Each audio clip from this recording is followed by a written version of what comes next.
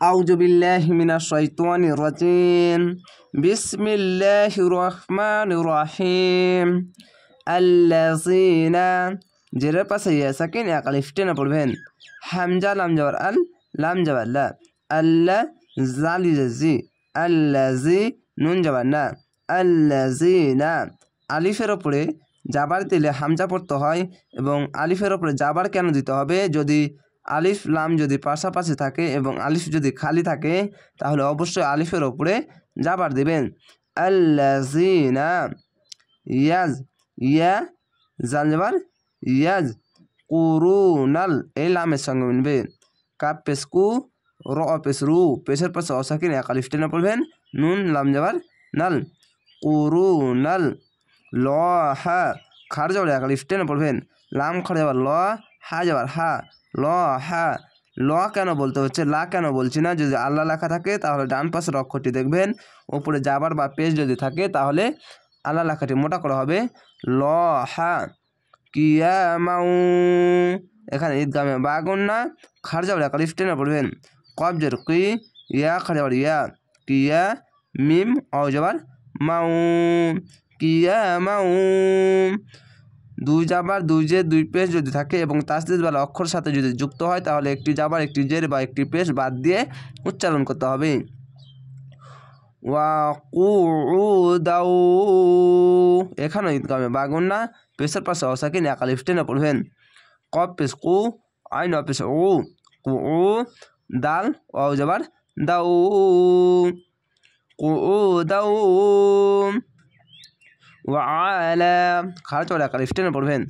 ওয়া যাবার ওয়া আইন যাবার আ ওয়া লাম খার যাবার লা ওয়ালা জুনুবিহিম পেশের পাশে সাকিন এক আলিফ টেনে পড়বেন। জিম পেশ জু নুন অপেশ নু জুনু বাজের বি হা মিম জের হিম জুনুবিহিম।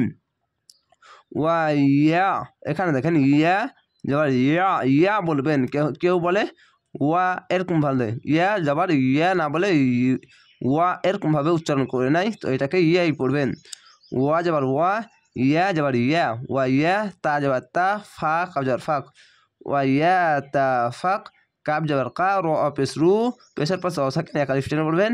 নুন যাবার না ওয়া ইয়া তা ফাক কারু না ফি জেরের পাশে ইয়া সাকিন এক আলিফ টেনে পড়বেন।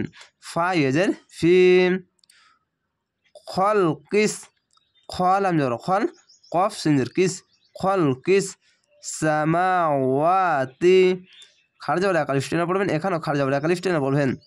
সিন যাবার সা মিম খার যাবার মা ওয়া খার যাবার ওয়া তা তি সামাওয়াতি। ওয়াল আরদি আছে এখানে জিম আছে, জিমের জায়গায় থামা ভালো তার জন্য শেষ অক্ষর সাকিন দিয়ে আর্দ এভাবে থেমে যাবেন।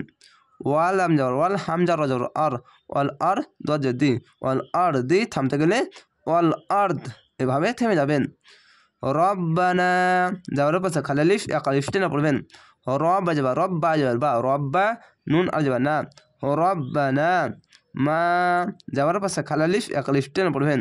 মিম আর যাবার মা খলাকতা এখানে কলকলাটি ধাক্কা মেরে ওপরে সাউন্ড যাবে। খ যাবার খ লাম ক যাবার লা ক খলাক নু তা যাবার তা খলাকতা খলাকতা খ যাবার খ লাম ক যাবার লা ক খলাক তা যাবার তা খলাকতা এটি ধাক্কা মেরে তার জন্য লা ক এভাবে ওপরে সাউন্ড যাচ্ছে।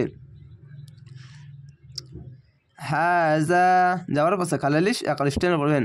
হা খালি হা জাল আলিফ জা হাজা বাতিলা এখানে ইকফাগুন না হয় তো এখানে জিম আছে, জিমের জায়গায় থামা ভালো তার জন্য একটি জাবার আলিফের সঙ্গে মিলিয়ে লা এক আলিফ টেনে থামতে হবে।